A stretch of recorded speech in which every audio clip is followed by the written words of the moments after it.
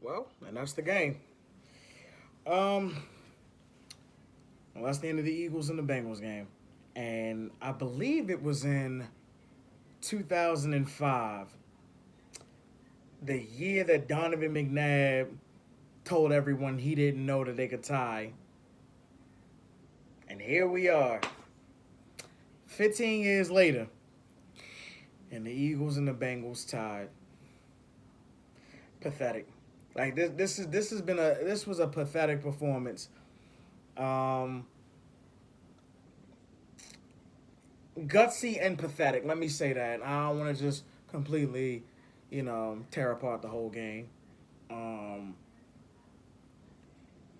Jalen Hurts, and I'll speak with him first. I'll speak on him first.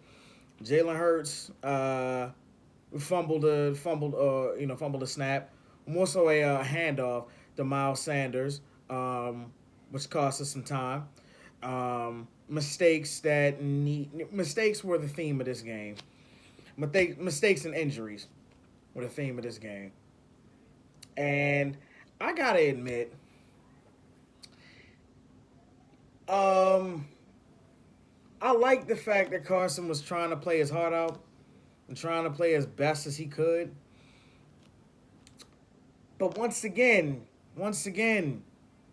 Carson was Carson, and it cost us some points.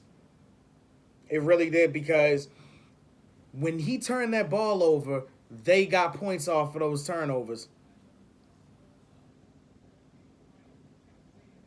or at least the second time that I can vividly remember. I'm not gonna say too much. I can't remember the first one. If someone remembers, please put it in the comments. But yeah, this this team is out of sync. This team is completely out of sync, especially on offense.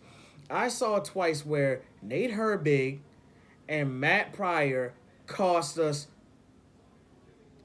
I mean, on two separate series, cost us, cost the Eagles, a chance or a shot to win the game. Nate Herbig with that holding penalty that forced the Eagles to punt, and then Matt Pryor with that false start that knocked the Eagles right out of field goal range for a chance to even win the game. That's not gonna win you nothing.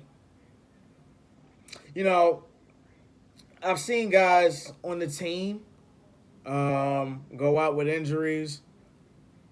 Dallas Goddard went out today. High ankle sprain from what I saw. Deshaun Jackson went out. And I'm going to say something, and a lot of Eagles fans may disagree. Deshaun Jackson has to go. This isn't the Deshaun Jackson from 10 years ago. This is Deshaun Jackson 10 years later. Deshaun Jackson's not the same player anymore. He's not the same impact player, and it seems as if the injuries um, have taken its toll. The most I can remember from Deshaun Jackson was the season opener last year against the Redskins, where he torched that defense twice. I haven't seen much from Deshaun Jackson since then because he got hurt the second week of the game. I mean, the second week of the season last year against the Atlanta Falcons, or was non-existent in that game. And that's when Alshon went down. Alshon Jeffrey's another guy who is sitting on cap salary for no reason. Both of them are. Um, Defensively, I'm gonna start with this. Nate Gary needs to sit down. The Eagles need to stop playing Nate Gary. Nate Gary was non-existent. He was Casper out there today.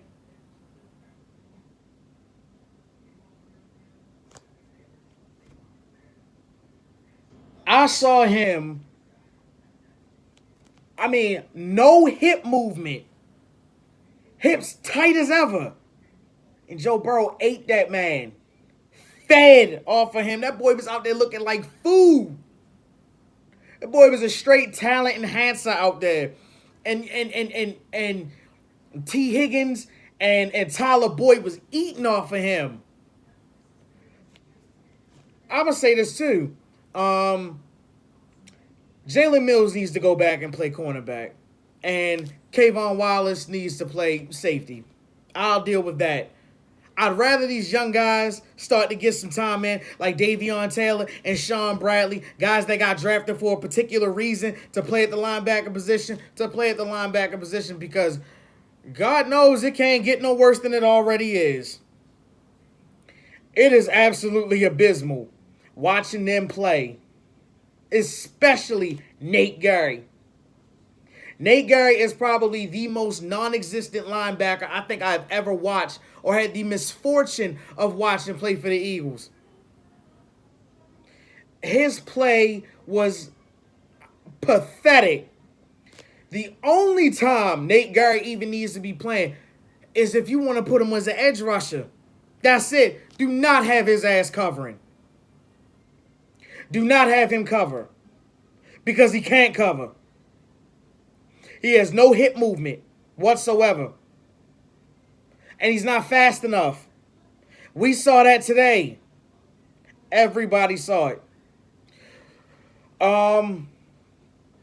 Offensively, man, I mean, it's so much that can be said.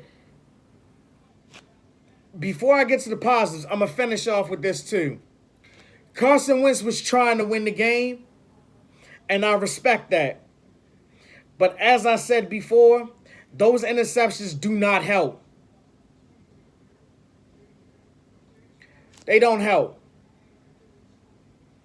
You know, he made some ill-advised throws, not taking care of the ball either.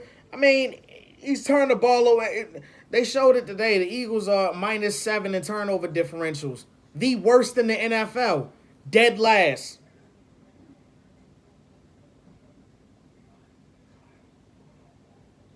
So, you know, everybody's sitting there, well, why do you want to bench Carson Wentz?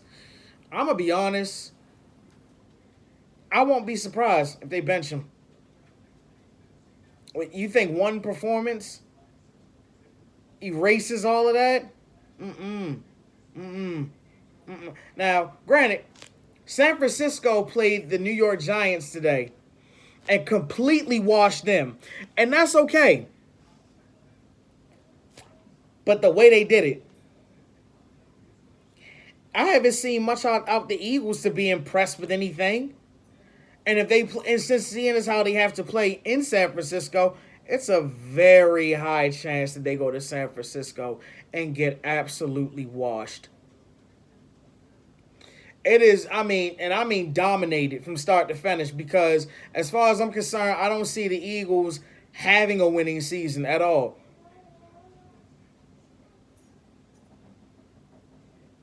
I don't see them having a winning season. Not at all. They will not finish with double-digit wins. And should they, for some miraculous reason, they won't make the playoffs. I don't have the Eagles making the playoffs. Now, if I'm wrong, I'll say I'm wrong, and I have no problem with admitting that I'm wrong. But from what I've seen so far, Carson Wentz's decision-making damn near cost the Eagles the game on two separate occasions. His indecisiveness, as well as the offensive line too. Now, granted, the offensive line did okay with keeping them protected. I didn't see Carson Wentz take too many sacks today against Cincinnati. I didn't see him take too many sacks today, unless of course he was moving around and then he got hit. It wasn't like they just ran through gangbusters and hit him. Not like how they did performed abysmally against against Washington. But as far as I'm concerned, from what I've saw, honestly, it won't hurt to put Jalen Hurts in at this point. Because Carson Wentz's mistakes is Jalen Hurts' opportunity. I would like Carson Wentz to succeed, and I think he tried his best today. But as I said, his decision making is the problem on in that passing game.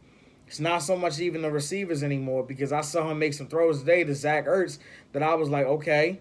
I saw him throw a touchdown to Greg Ward Jr. I said, okay. Trying to locate John Hightower on two separate occasions where he got, interfered with on two separate occasions that led to that game winning, that game tying drive, at the end of regulation. So I will say this, as far as I'm concerned, Jim Schwartz did what he could today in correcting, the defense, and I appreciate that. Brandon Graham came to life in this game. Fletcher Cox was a menace in this game. Nickel Roby Coleman probably came up with one of the best plays on Tyler, what was that, T. Higgins? I think it was T. Higgins when he smacked the ball out of T. Higgins' hands. That's one of the best. That was one of the best one-on-one plays I saw from them today.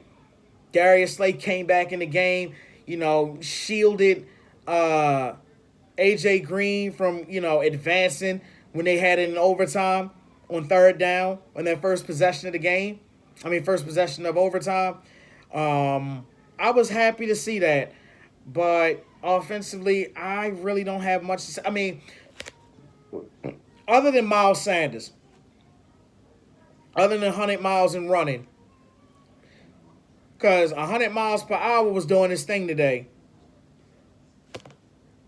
Even in the catching game, even in the receiving game, which honestly wasn't his fault, because when you have a person who keeps throwing the ball high up in the air, throwing jump balls at an unnecessary time, what would you expect to happen?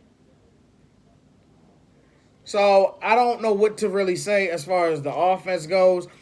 Greg Ward Jr. is Greg Ward Jr. I'm not mad at him because Greg Ward Jr. has showed us in last year when they were playing against Washington in DC that he can be a clutch receiver.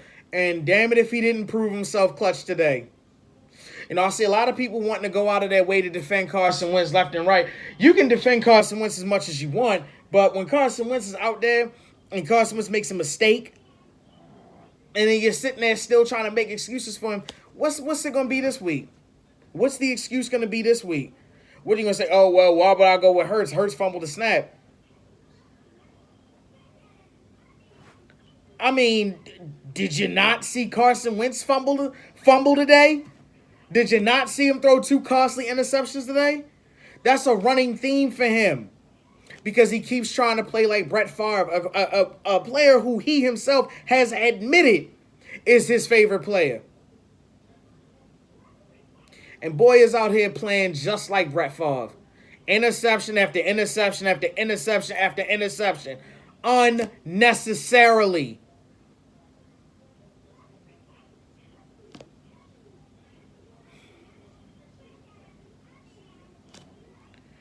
But y'all let me know what y'all think in the comment section when y'all get an opportunity. Signing off.